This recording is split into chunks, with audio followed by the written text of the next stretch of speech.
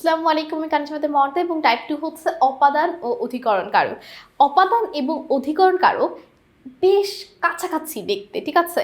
মাঝে মধ্যে একই রকম দেখতে মনে হবে, কিন্তু একটা হয়ে যাবে অপাদান, একটা হয়ে যাবে অধিকরণ। এই জন্য এই দুটোর ভিতরে পার্থক্য যেন তোমরা খুব সহজে করতে পারো, আমি তোমাদের জন্য একটা পার্থক্যের ছক এঁকে দিচ্ছি। দেখো, আমি এক পাশে লিখেছি অপাদান, আরেক পাশে লিখেছি অধিকরণ।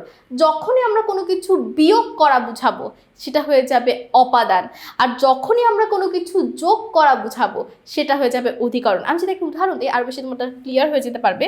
আমি বললাম গাড়ি ঢাকা থেকে সিলেট গেল। গাড়ি ঢাকা থেকে সিলেট গেল, এখানে তোমরা যদি লক্ষ্য করো ঢাকা আর সিলেটের নিচে ধরো আমি দাগ দিলাম, দুইটাই জেলার নাম, কিন্তু ঢাকা এখানে অপাদান কারক আর সিলেট হচ্ছে এখানে অধিকরণ কারক।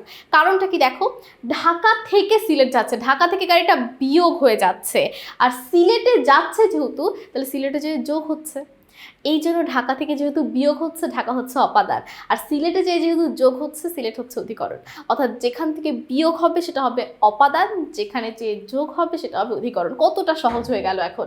এছাড়া আমরা ক্রিয়াপদকে কোথা হতে কোথা থেকে দ্বারা প্রশ্ন করলে সেটা অপাদান হবে, কোথায় বা কখন প্রশ্ন করলে সেটা অধিকরণ হবে। এছাড়া কিছু শব্দ আছে যে শব্দগুলো দেখলে তোমরা খুব সহজে চিনতে পারবে অপাদান। ভয়, ডর, বিপদ, পাপ, আরম্ভ, শুরু, বিরত ইত্যাদি। মাঝে মধ্যে যেমন আসে বাবাকে আমি ভয় পাই, তো বাবাকে, কাকে ভয় পাই? বাবাকে। অনেকে এটাকে এই জন্য কি মনে করে? কর্মকারক মনে করে, কিন্তু না। যখনই তুমি কোনো ভয়, ডর, বিপদ, পাপ, আরম্ভ, শুরু, বিরত ইত্যাদি শব্দ পাবে বা এরকম কোনো কিছু মিন করা কোনো শব্দ পাবে, সেই ক্ষেত্রে সেটা চোখ বন্ধ করে অপাদান। বাবাকে আমি ভয় পাই, দেখতে এটা কর্মকারক হলো, যেহেতু ভয় শব্দটা সেখানে আছে তাই সেটা হয়ে যাবে অপাদান। এই জন্য এটাকে আমি লাল কালি দিয়ে দিয়েছি যেন তোমাদের একদম মনে থাকে, ঠিক আছে? আর জায়গা বা স্থান এবং সময় বা বিষয় যখন বুঝাবে, যেমন বাংলা সেকেন্ড পেপার এরকম একটা বিষয়, তো বিষয়, জায়গা, স্থান, সময় বুঝালে সেটা চোখ বন্ধ করে হয়ে যাবে অধিকরণ, ঠিক আছে? তাহলে এই ছকটা তোমরা একটি স্ক্রিনশট দিয়ে রাখতে পারো বা খাতায় লিখে রাখাটা সবচেয়ে ভালো, তাহলে দেখবো তোমাদের কাছে এটা অনেক সহজ হয়ে যাবে। অপাদান আর অধিকরণ যেখান থেকে এই প্রশ্ন আসুক এরপর থেকে তোমরা খুব সহজ উত্তর দিতে পারবে। তো চলো আমরা কিছু প্রশ্ন সমাধান করে আসি।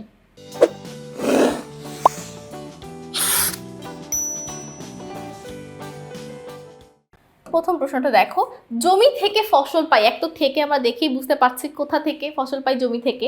এছাড়া জমি থেকে ফসলটা যখন আমরা পাই, জমি থেকে ফসলটা যখন আমরা নিয়ে আসি, এটা বিয়োগ হয়ে যায় না জমি থেকে, তাহলে এটা অপাদান।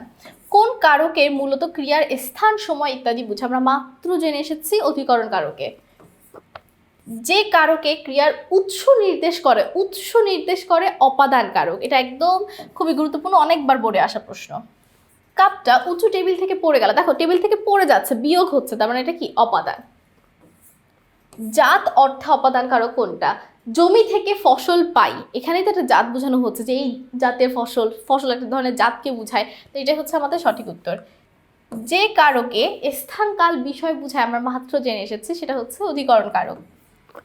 বিকাল 5টায় অফিস ছুটি হবে, চিহ্নিত অংশটুকু কোন কারক? দেখো এখানে মূলত বিকাল 5টাকে বোঝানো হচ্ছে, তো বিকাল 5টা এটা একটা সময়কে বোঝানো হচ্ছে। কখন ছুটি পাই? বিকাল 5টায়, তাহলে কখন দ্বারা প্রশ্ন করলে অধিকরণ কারক হয়। বাবা বাড়িতে আছেন, এটা কোন কারক? কোথায় আছেন? বাড়িতে আছেন। জায়গা বা স্থানকে বোঝাচ্ছে, এটা একটা অধিকরণ কারক।